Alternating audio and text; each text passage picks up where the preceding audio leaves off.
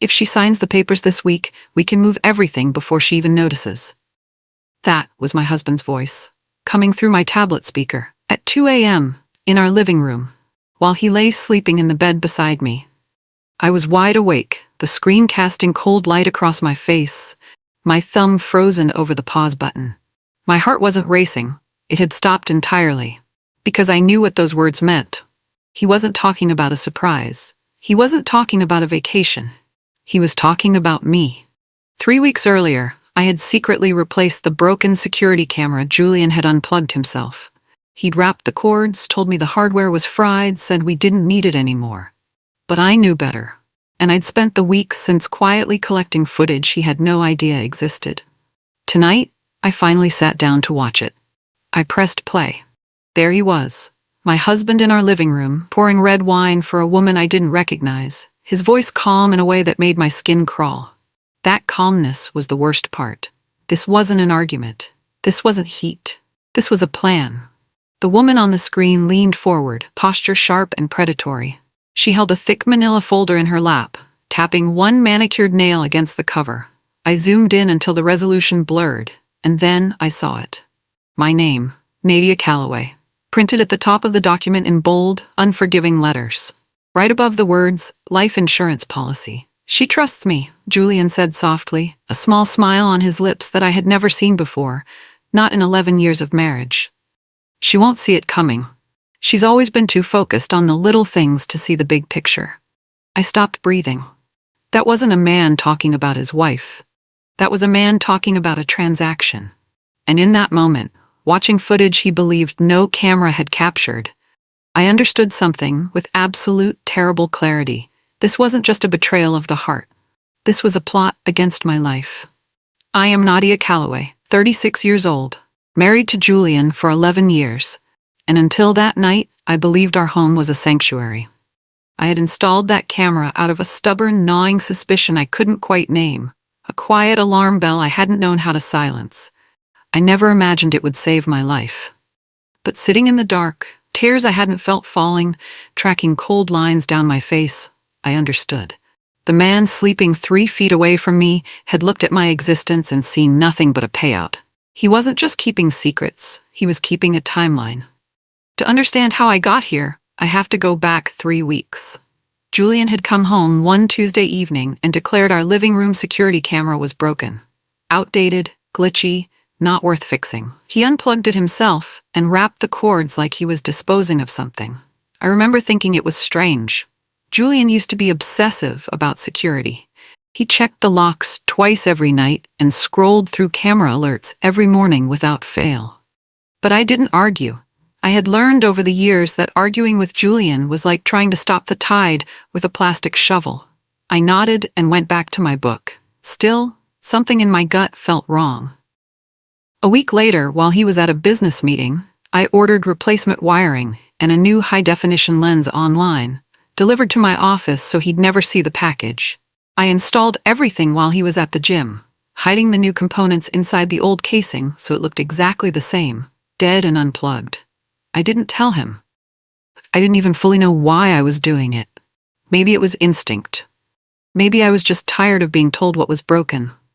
Looking back, the signs had been there for months. Julian coming home later and later. A new expensive cologne I hadn't bought him.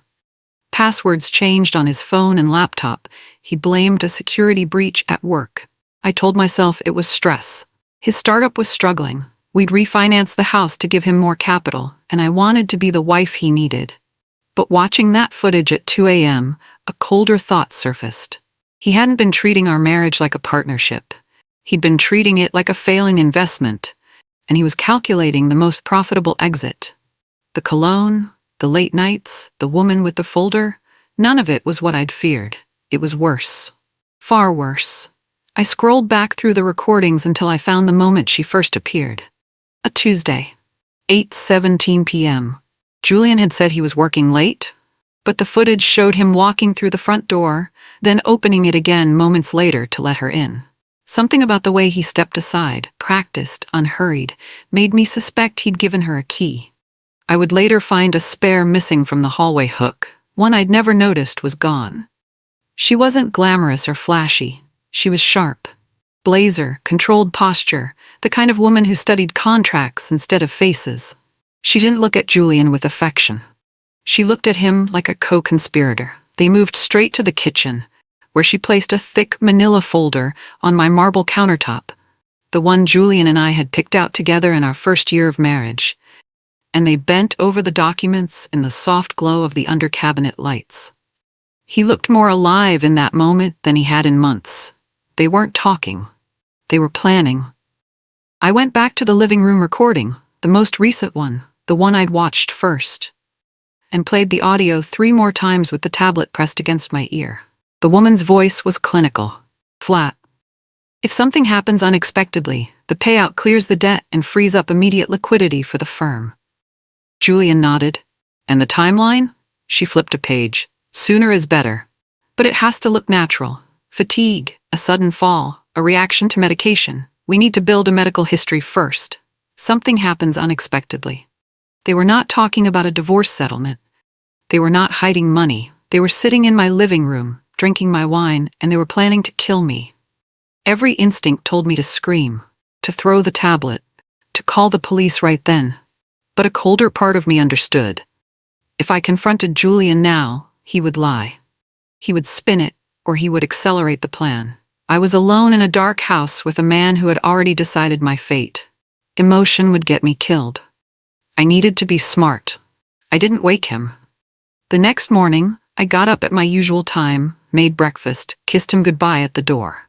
As soon as his car disappeared, I transferred every file from that camera to an encrypted cloud drive.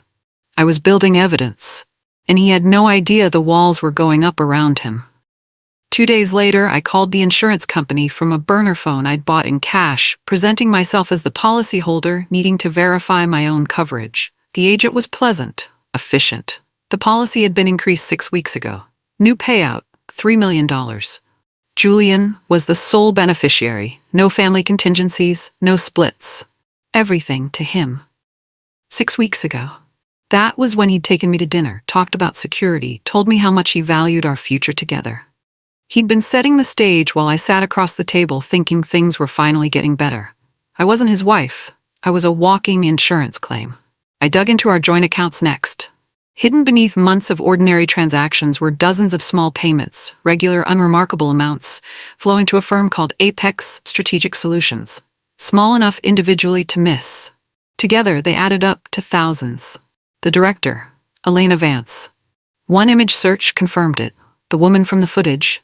She wasn't just a consultant. Her specialty was wealth protection and risk management.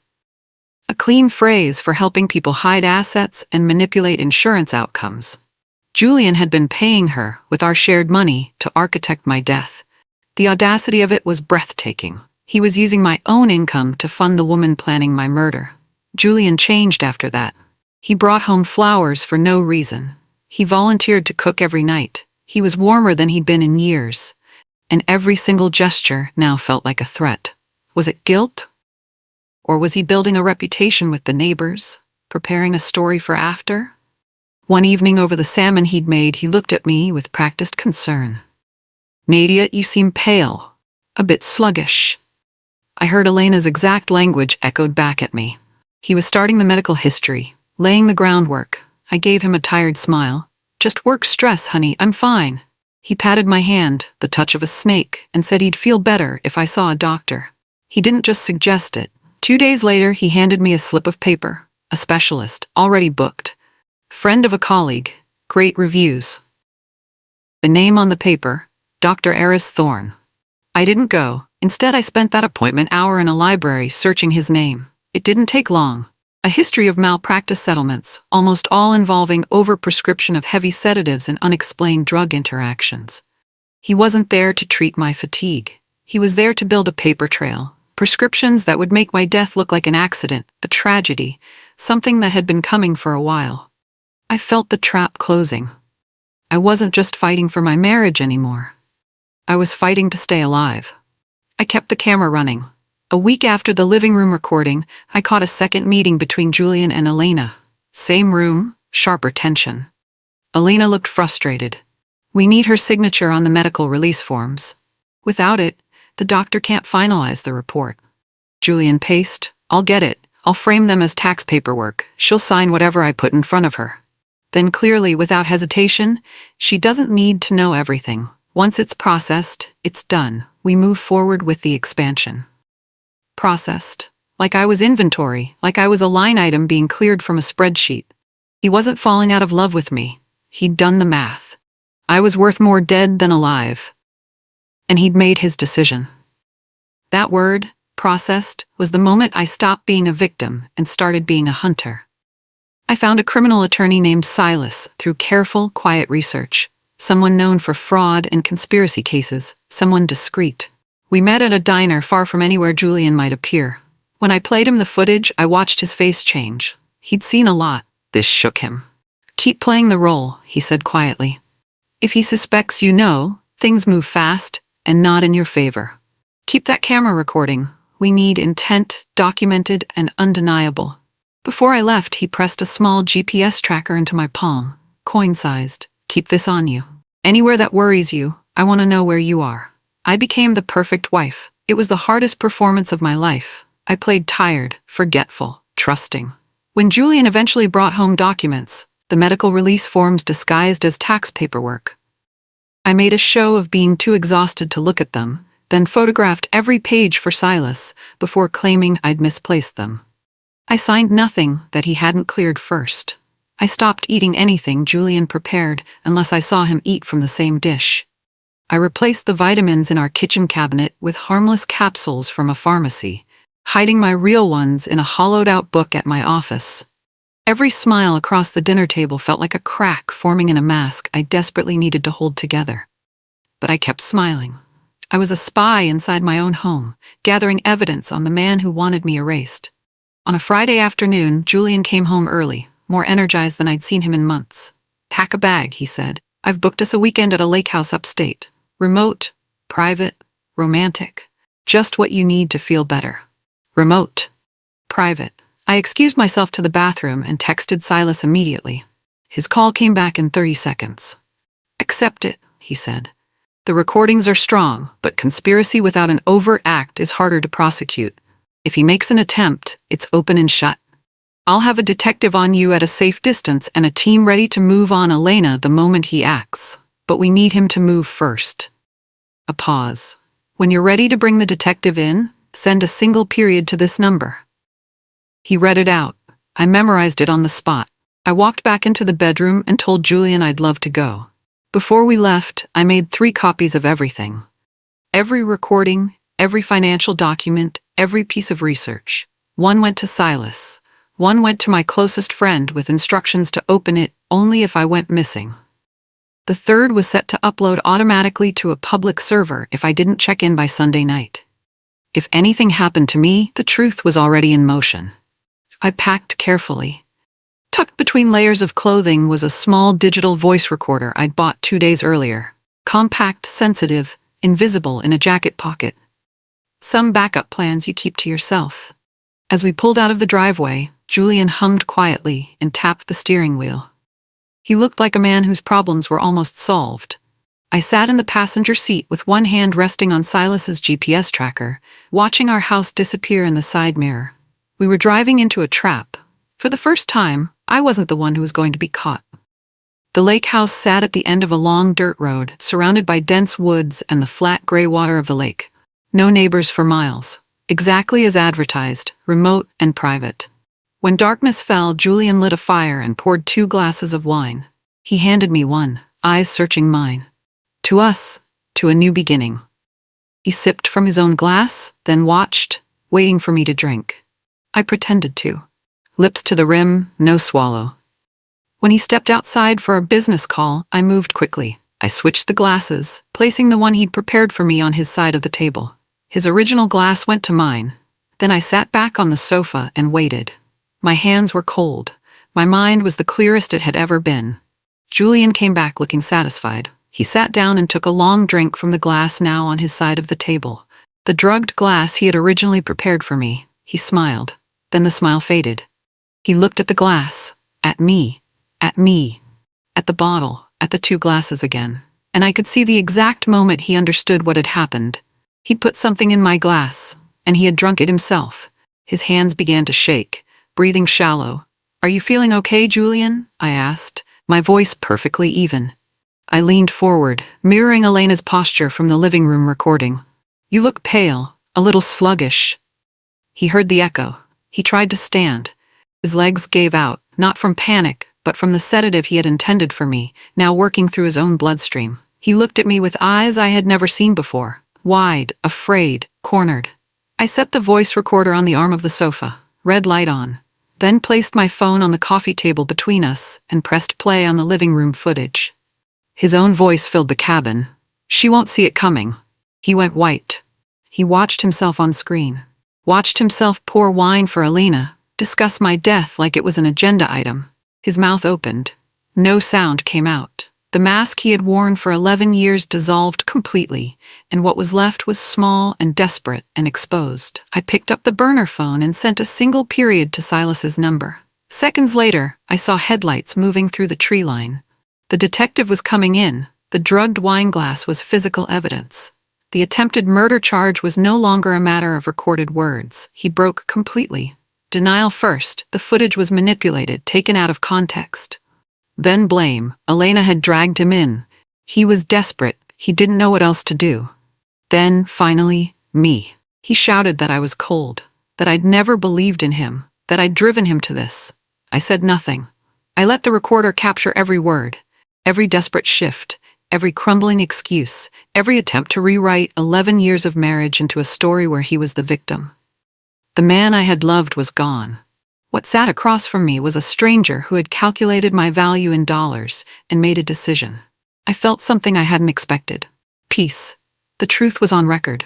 There was no version of this he could walk back. I let him run out of words entirely.